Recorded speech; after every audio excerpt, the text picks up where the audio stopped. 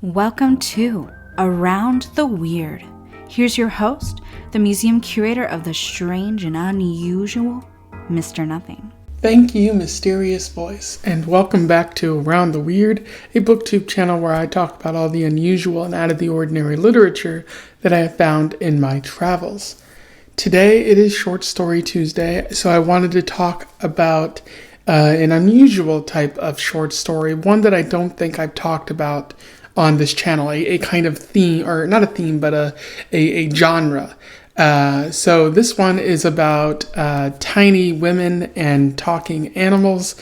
I am referring to Thumbelina by Hans Christian Andersen, which was published in 1835. You can see the unusual nature of this Short Story Tuesday in that it's focused on, again, children's literature, which I've done before, but it's a fairy tale, which I haven't done before. For those who don't know, Hans Christian Andersen, and a lot of people might know who that is or have heard his name in some capacity, but Hans Christian Andersen was a Danish writer living in the 1800s. He's known for writing travelogues, plays, and novels, but many people know him for his fairy tales, his short stories, which were published throughout his life, ranging from Thumbelina to The Little Mermaid to The Snowman to The Snow Queen, which some people might recognize as the basis for an adaptation of Frozen, which was a Disney movie, which everyone really loved and got a sequel. So Hans Christian Andersen is known for writing these fairy tales, which have been so enmeshed in Western literary culture. Like, people have adapted his fairy tales into books, into TV shows, into movies, into pretty much everything. So, like, even if you haven't heard of Hans Christian Andersen, you probably know about his fairy tales or his movies or like stuff that's been adapted in some sort of way. It's honestly really fascinating because I haven't really talked about a writer like this before.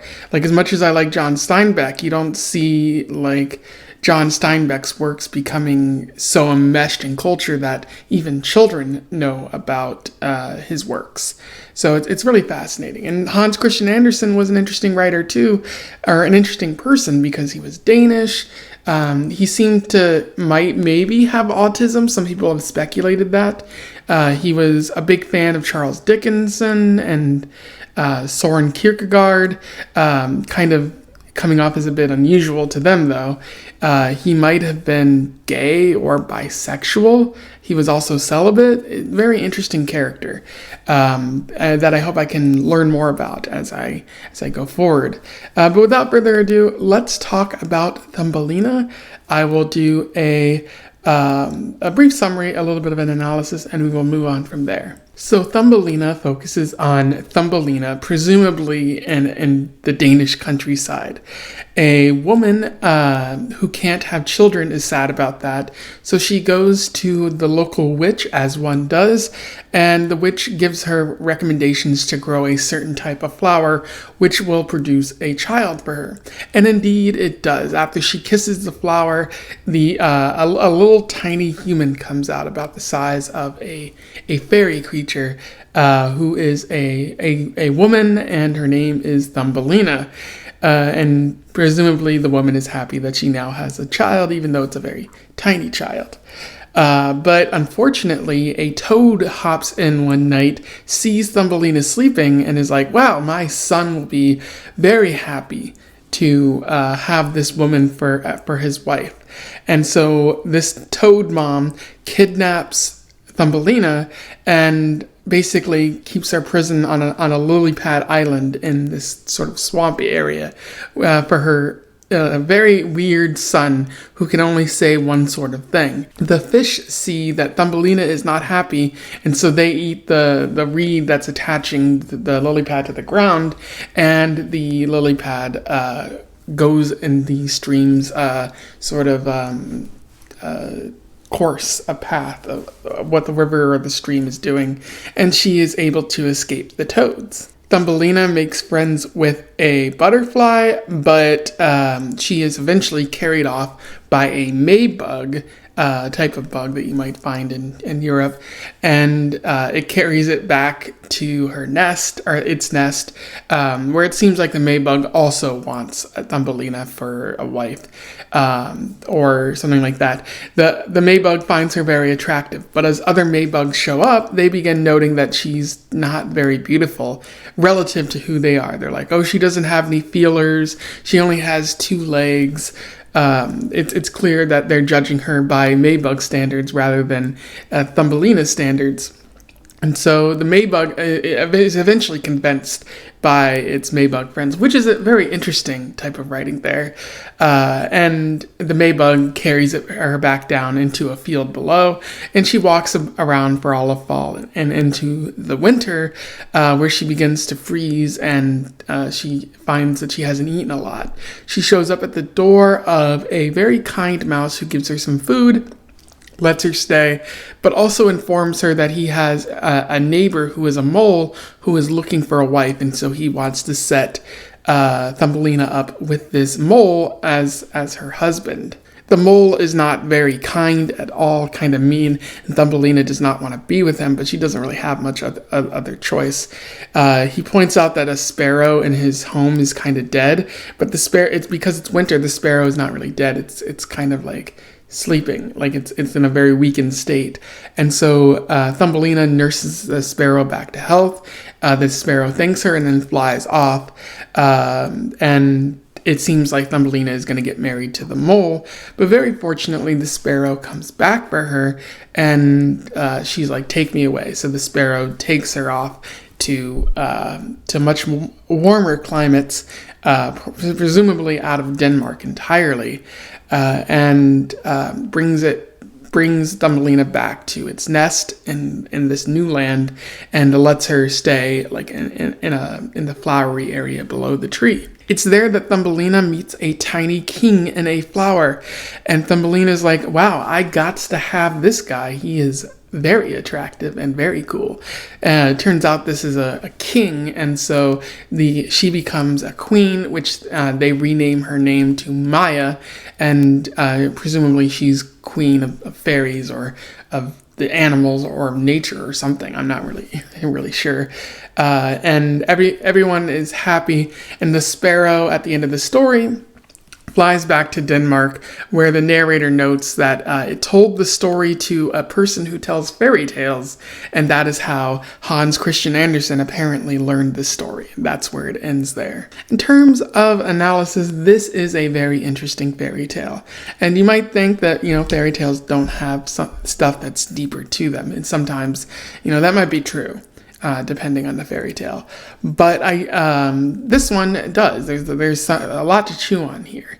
One thing that Hans Christian Andersen gets at is size. He plays with size in this short little fairy tale, because Thumbelina is very tiny, similar to Tom Thumb, which I thought was another Hans Christian Andersen fairy tale, but it was more of an old European fairy tale that's kind of been told throughout the years.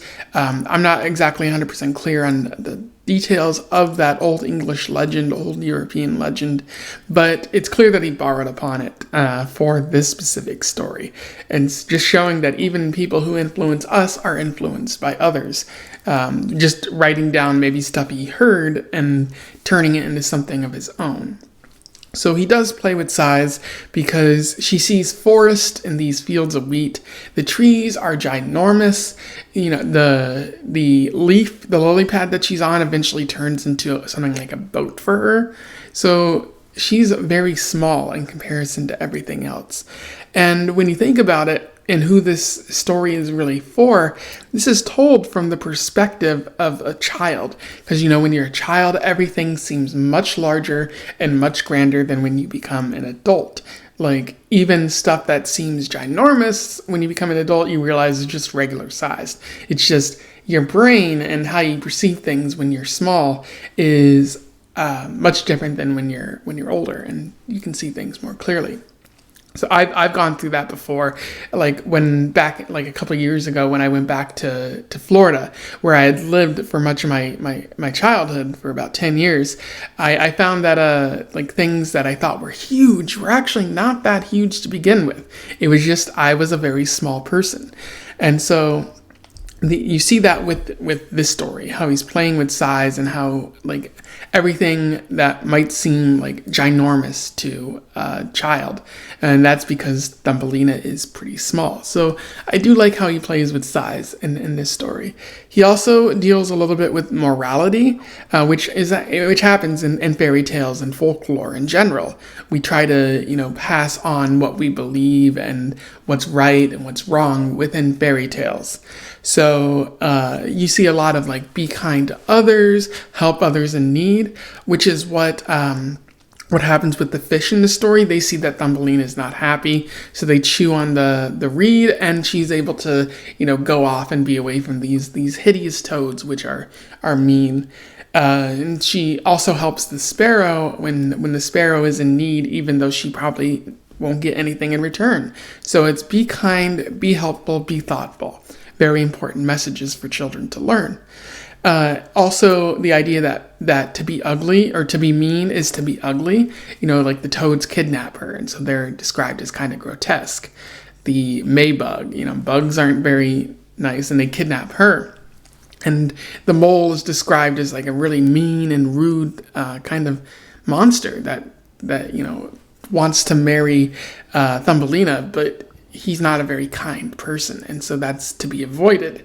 Like it's very clear that you're not supposed to sympathize with these characters. They're mean, therefore they're ugly, and they're not worthy of friendship or something like that, which might be a kind of an hard message or something that maybe shouldn't go out to children, but here we see it. I also wonder if Hans Christian Andersen is saying something about women's empowerment, because as we see through the story, Thumbelina is set up in multiple arranged marriages or arranged relationships in some way, with the toad, with the Maybug, with the mole, and she's not happy. And like it's clear she doesn't want to be in this relationship.